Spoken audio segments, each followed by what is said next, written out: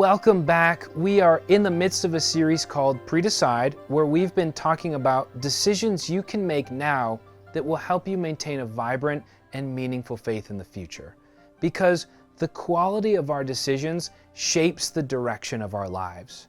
What we're going to end up seeing is that people who are extremely wise, mature, generous, and loving, they didn't accidentally become that way.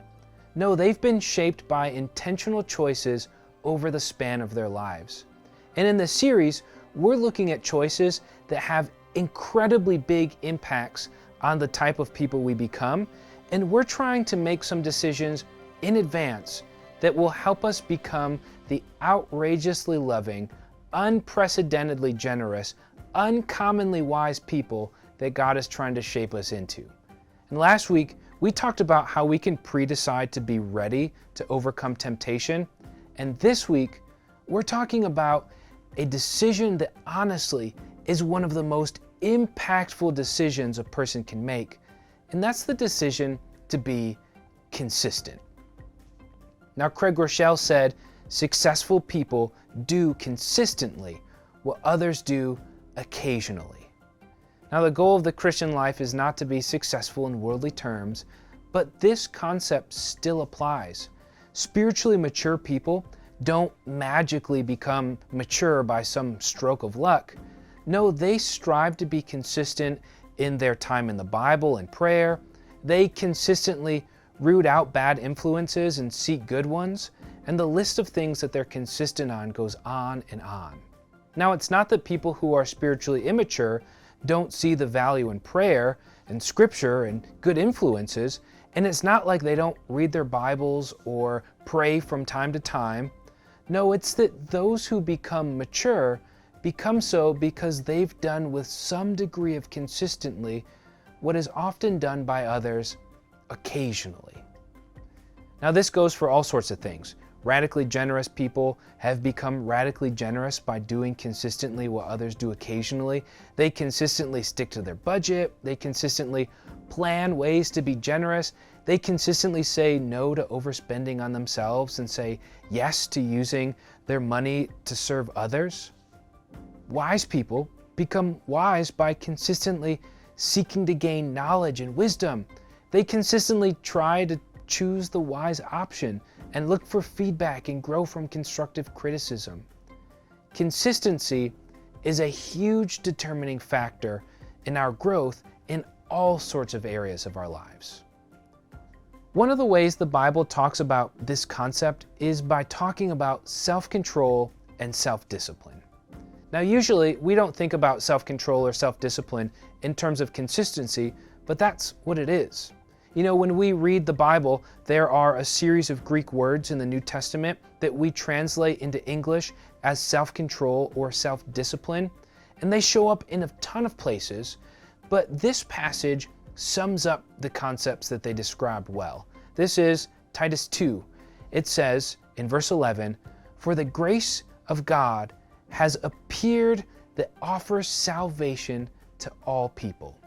It teaches us to say no to ungodliness and worldly passions, and to live self-controlled, upright, and godly lives in this present age.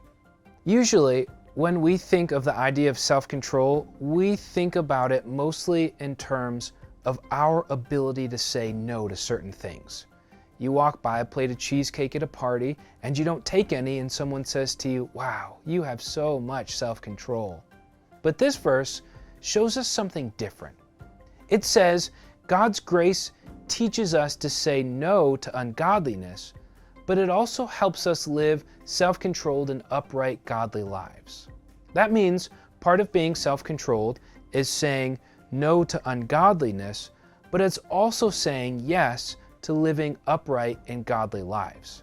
The idea of self-discipline and self-control, as they're described here, is not just being able to say no to certain things, but it's also our ability to say yes to the right things. This is the idea of consistency. It is consistently doing the things we should and consistently not doing the things we shouldn't. Now, there's a good chance you're listening to this and thinking, well, I'm in trouble because the only thing I'm consistent at is being inconsistent. So we've got to ask, how do we develop this kind of consistency in our lives? How do we develop the self-discipline to regularly do the right things and consistently not do the wrong things? Well, we first need to state that this is one of the areas that Jesus does want to help us grow in. And so, like any of the fruit of the Spirit, our growth starts with faith in Jesus. Inviting Him into our lives helps us grow in this area, and it's not just a first step, but it's a constant process of reflection and confession and prayer. So let me encourage you right now, start by admitting to Jesus that this area might be a problem for you and that you need His forgiveness for your lack of self-discipline, and you need His help as you try to grow. But there are a few things that we can do to help in this process of growth, and the first of those things is to start with the why. Having a clear why behind our actions helps us develop our consistently. Ultimately, understanding our why shapes our hearts, which in turn impacts how we approach those things. So take, for example, the issue of prayer. Say I want to be more consistent in my prayer life, but my reason for why I want to do this is this. Well, my pastor said that good Christians, they pray regularly, so I should probably try and pray regularly as well. Let me ask you something. Is that why really going to help you pursue a life of prayer? No. But if my why is that I cannot persist in faithfulness without a deep connection to Jesus, and prayer connects me to the life-giving presence of the God of the universe, and I absolutely need it, and that I am loving myself and my family and my church when I pray for them. Now that reason, it'll change my desire for why I want to pursue prayer. Having the right why moves us away from pursuing things out of obligation, and it helps us pursue things out of passion. Knowing the why matters. But we also need to plan to fail, because none of us are ever going to be perfectly self-disciplined. In his really good book called Atomic Habits, James Clear compares our self-control and our self-discipline to any other muscle in the body. It can grow in strength, but it can also atrophy.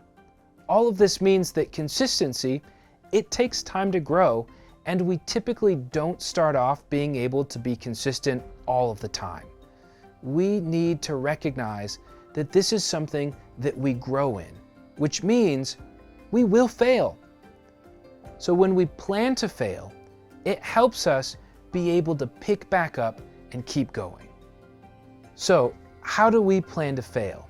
Well, first, we make a commitment to keep trying. Just because we failed doesn't mean we should give up. Like I said, consistency grows over time. It's a muscle that needs to be built. So keep trying. And with that commitment to keep trying, a good resolution to have is this: if you miss a day, don't miss two.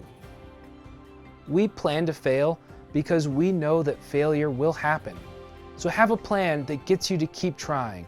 Over time, you will grow in your consistency. Finally, it helps to fall in love with the process rather than simply obsess over the outcomes. If I only pray because I want God to grant me some specific prayer request, that's not sustainable, is it?